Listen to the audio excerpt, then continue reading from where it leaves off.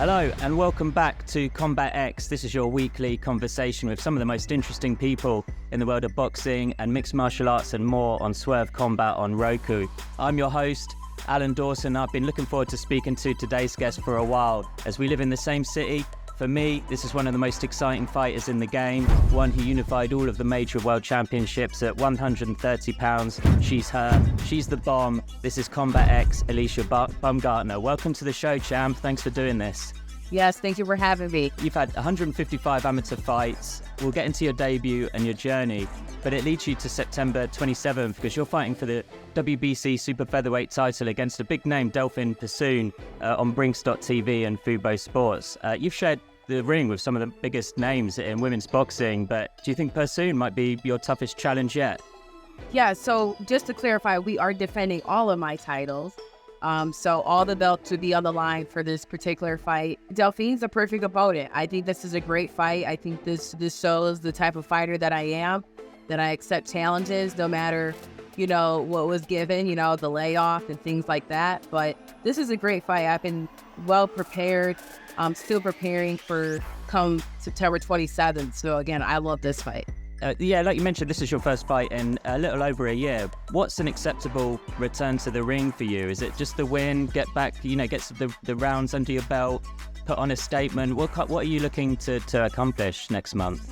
Everything is always to make a statement. And so again, September 27th is a great opportunity to showcase, again, who I am as a fighter, who I've always been, and again, against a tough opponent like Delphine.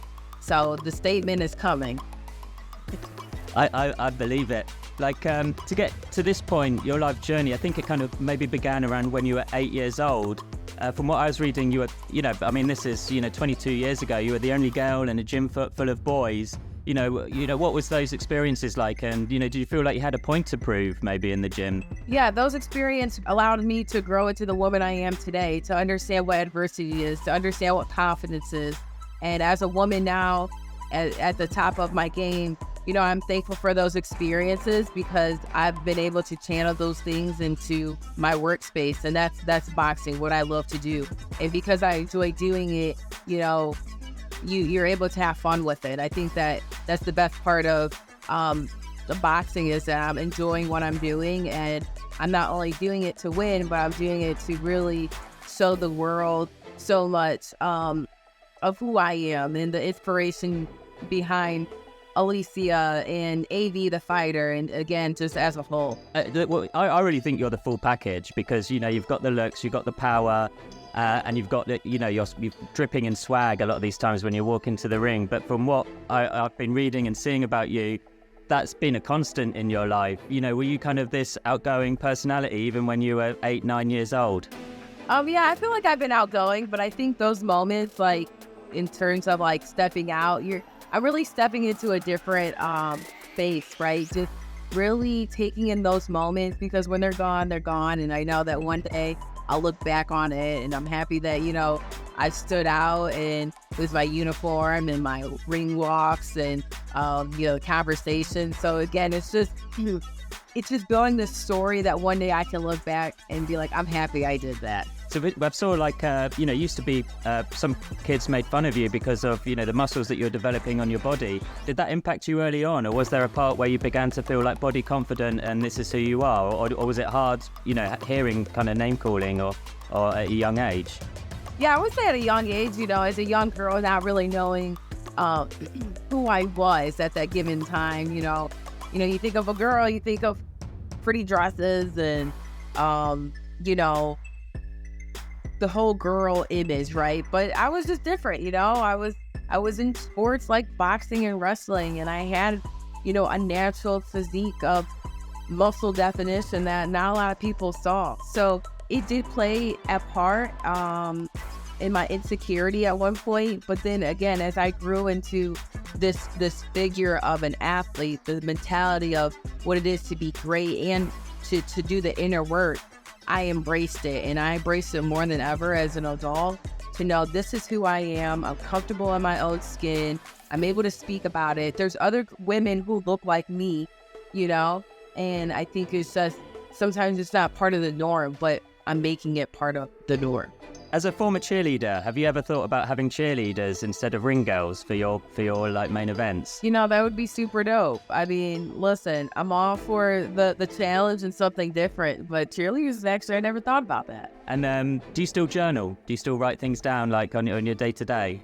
I do, yes. Is it private, or can you share what you've been writing, you know, since coming to Vegas, living in Vegas, training in Vegas? Yeah, you know, most of it's just in a reflection of the state of mind that I'm in those moments. But sometimes if I can't write, I'll run and like do a voice record and just really just talk and say like where I'm at currently in my mind, how training's been going, how this fight is different mentally for me, the things I'm overcoming, the things that I'm internally feeling. Like for me, I have to feel through my emotions to come out better at the end. So yeah, it's just been a journey to really write the book one day that I plan to have.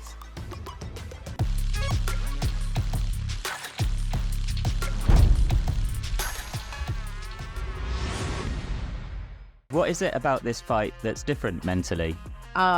This fight's just different for me mentally because of the things that I had to go through to be in this position now, right? You know, the pet situation, my dad passing in April, you know, I had a stalker situation where I had just put him in prison. Like, there's so many things that go into this fight that a lot of people don't get the backstory. So they only see one vision, one way, but this is so much deeper. This is me really pulling out those moments of things that I had to suppress in a healthy way. You know what I'm saying? Like you have to put a lot of things aside sometimes to show up to your job, to do a great job and to get the win. And that's exactly what I've been doing. And I want people to know like you can do that, but in a healthy way.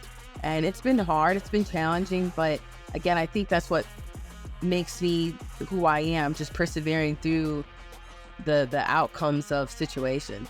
Do you think kind of writing it down then and journaling, has that always been a part of your life where it's like helped you like mentally process things and, you know, kind of like figure out a plan, visualize, and, you know, is it quite a cathartic, you know, process for you?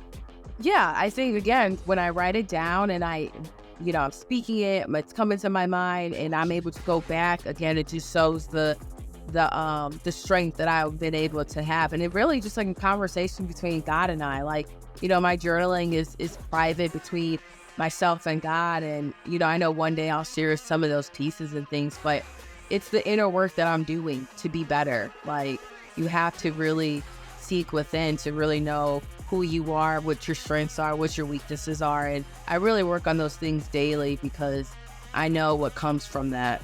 Yeah. And I think you're like me because, you know, with a love for writing comes a love for reading. Is there anything in particular you've read about boxing that you think, you know, this is a great book or this is a great story? Unfortunately, I would have to say no. I think I did have like a boxing book of like all of like 50 great boxers and like their workout routine. Is kind of like what I've been able to see, but I guess it's bigger than boxing, I have to say. Sometimes like just expanding outside the sport, and just knowing sport and what it is to be an athlete. There's so much more that goes into that than just the small piece of fight night. So, you know, we talked about, you know, your journey, but, you know, as a pro, it started against Britain Hart.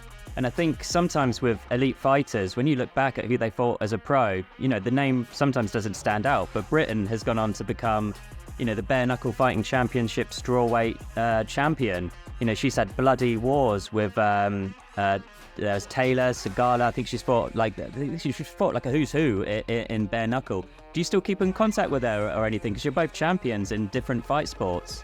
Yeah, you know, I've been able to watch her career from afar, and I'm super proud of her, you know, just to keep pushing in the combat world. And, you know, she's made a name of herself. So, again, for my pro debut, having her, she was perfect. I mean, like, she came to fight, for sure. You said you were nervous going into your pro debut. You know, even though you'd had 155 amateur fights, you were nervous going into pro debut. Do you still have those nerves in all these big fights you've had? And now, do you feel nervous going into this September 27th fight on Brinks.tv? I wouldn't say it's the nerves. I think it's just more of the anticipation. You know, you go through what it is, what fight week is, right? So you have the press conference, the public workout, the weigh-ins. Like, it's just the build-up, it's the anticipation, and every fight's different, right? Because you have a different opponent, you're in a different city. It all comes with change. So, you know, you're adapting as you're going. I think it's just the anticipation of each fight and how each fight goes. Yeah. And, you know, I live in America, but being English, I've got to ask you about your 3-fight swing that you had in England. You finished Terry Harper in what was a knockout of the year contender. You beat Matisse, and obviously you beat Maya in one of the biggest, you know, women's events of all time. You know, if I say England to you right now, you know, what immediately comes to your mind, having spent so much time in that country? Yeah, I love it. I love England. They made me appreciate boxing so much more as an athlete.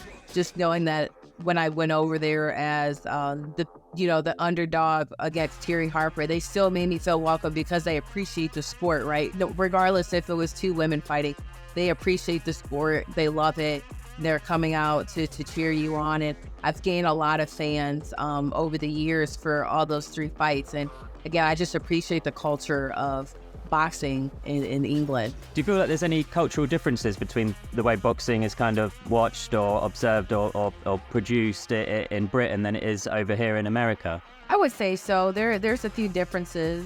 I think, again, it's just the eyes and how much promotion you want to put behind, you know, the women athletes, how a card is being built. What does the undercard look like? Do we have a co-main as a woman on? Like, those things are important to really just drive the sport. You know, I've been telling people, like, I really want to get away from the notion of like a women's card or a female card. It's like, we're boxers, you know, and I want us to have unity in the sense of people just want to see a great fight and, you know these fighters' stories. I think it's important that you know who these fighters are. When you know their story, you kind of have more respect for what they do.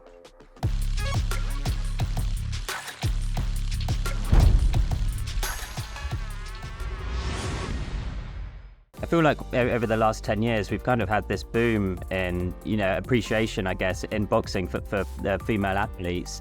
You know, I feel like you're, you know, such a key part of that. Claressa Shields, Katie Taylor, Amanda Serrano. It feels like we're also in a bit of a super fight era as well.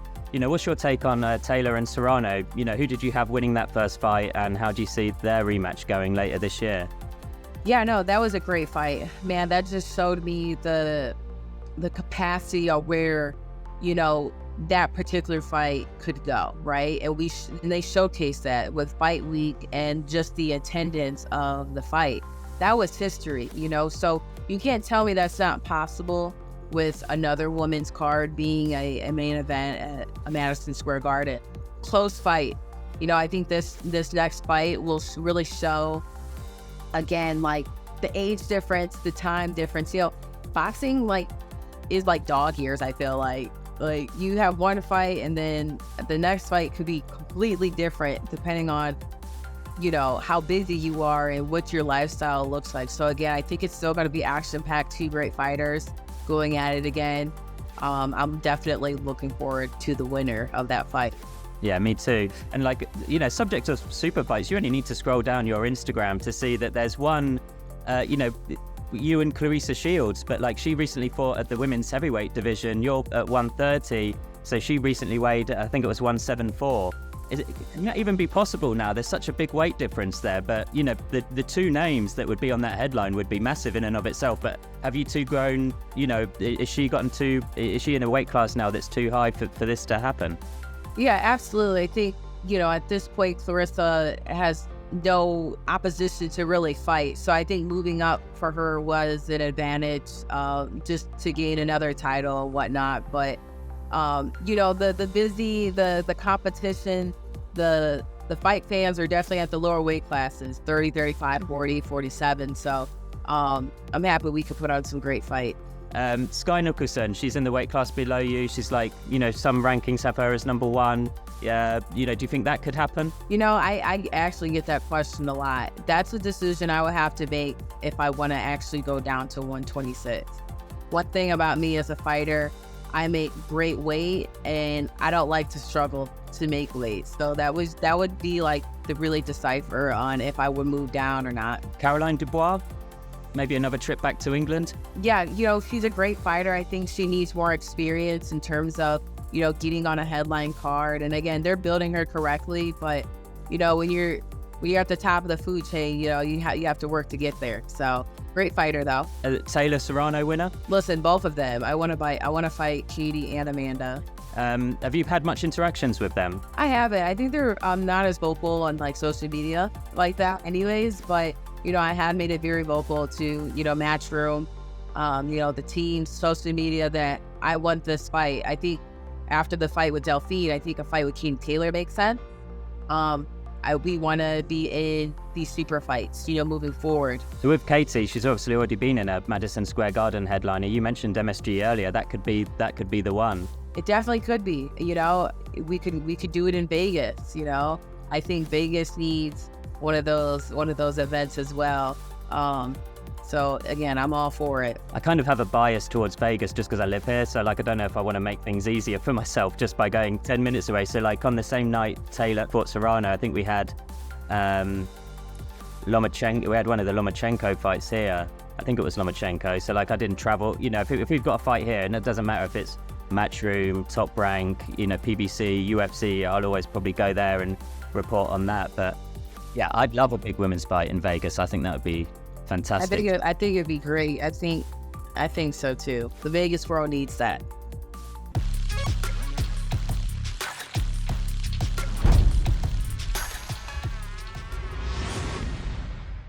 Did you see much of the boxing at the Olympics recently? I did, just here and there. Really more on social media because of the time difference. But yeah, I was able to keep up. I've always found that a bit of a struggle. So this is probably the first Olympics where I didn't tap in as much as I have, and because it was in Paris, it seemed to be, a lot of it was done by the time I'd wake up or by the time I've had coffee and start to feel like a human. There's not much live events left, but there's two things that really stuck out to me. One was the opening ceremony and all it was always the backlash that I seem to catch wind on. There was the backlash to the opening ceremony, and then there was the backlash to 𝐒𝐰𝐞𝐫𝐯𝐞, the Algerian boxer. Do you have a take on, 𝐒𝐰𝐞𝐫𝐶 and, because she went on to win the gold medal, and, if she ends up turning over and becoming a pro, could be, one of the most watched pro debuts probably of the year, and it would likely be in the women's division, and this is kind of where the backlash was with whether or not she should have been in the women's bracket or the men's, or do you kind of have a take on that situation? Yeah, I would say first, social media is its own world, right? So we have to take that in the conversation. I think that, initially people had their eyes set differently when we did see what was happening. But when the facts are facts, we have to respect the fact. And again, I think there needs to be more transparency with the public, because people nowadays, they ask questions and they want to know the truth. And again, when we are seeing the world change into a male and a female fighting, people are questioning these things. And I don't think that's wrong. I just think that the facts need to be what the facts are, and it needs to be transparent with the public, because again, this is an entertainment business. People are spending their money on it. People, whoever her opponent is, they're stepping in the ring with her. They want to know these things, and I think that's important. And again, social media is the wave. So of course she would do numbers, I think, for her pro debut, because there's just controversy around it. People love controversy. They just love it. They eat it up. With one of the things that stands you apart is that, you've got undeniable power. Who would you say are the biggest punchers in women's boxing, history or today? Is there anyone that really stands out that you've kind of learned from to really connect on landing that killer shot? Yeah, I've always been a fan of Ann Wolfe. I think if anybody just were to type in women's knockouts, she would be one of those. I know Amanda Serrano has, a huge knockout streak, myself included. I think these girls are being able to build what that looks like. So I think we'll see more in the future. What do you think is the key to landing killer shots? How do you do it? It's timing. It's experience. I think people have to understand I've been boxing for 22 years now. So everything it has to make is a setup. It's trust, So when you can, you never look for the knockout comes, but you can also set up the knockout. So that comes with experience. Yeah. And living and training in Las Vegas, I first met you. It was the opening night for the Vegas Aces. It just seems like that team is full of superstars. I think, I think Jar Wilson's got like that it factor as well. But we've had two girls come through this season, in the WNBA as a whole, Caitlin Clark and Angel Reese. I feel like them two, I follow, and report on MMA as well. And there was a fight between, back in the day, Stefan Bonner, and it kind of exploded, UFC into, take them to a next level. And I feel like Caitlin Clark and Angel Reese are kind of like, propelling the WNBA forward. How locked into you are you on the WNBA or the Aces and Clark and Reese? Yeah, again, I'm all for women's sports. I'm all for the unity. I'm all for growing the eyes of any sport that involves women. And I love to see the projection. Honestly, I wasn't a basketball fan up until I saw the Caitlin Clark and the Angel Reese. And I think, again, that's what the world needs to see in order to have more eyes. You picking, it's just one of those things, like there's a time that, these great athletes come, and now you're able to focus on more than one athlete, just like when Jordan was playing, LeBron is playing, these athletes. So I think when we get to see it in women's sports, it comes by as a blessing, and I think it's an opportunity to uptake and really grow that, because there's so many other athletes just like them, right? But the eyes, the promotion, the energy has to be behind these two women in order for it to be worldwide, really. Do you feel like, you took part in that women's event in England against Maya? Taylor and Serrano had that, kind of fight that was felt around our world in boxing. It feels like we're kind of having a few of those moments where, we are seeing a boom in women's boxing. Does that kind of excite you that you could be the winner in a lot of these, fights that you put yourself into, including your one on September 27th? Yeah, absolutely. Again, I think this is, when you're an exciting fighter and you bring a lot to the table, a lot of people want to be engaged. They want to know what's next. They want to see you lose. They want to see you win. So I think it's just a moment to capitalize on, and I'm all for it. September 27th against Delphine. Awesome. That's a great way to wrap it. Alycia, really appreciate you joining me on Combat X. It's, great to connect with you. I'm looking forward to, seeing you. I'll come by and see you in the gym, watch you train, and great to be in this city with you.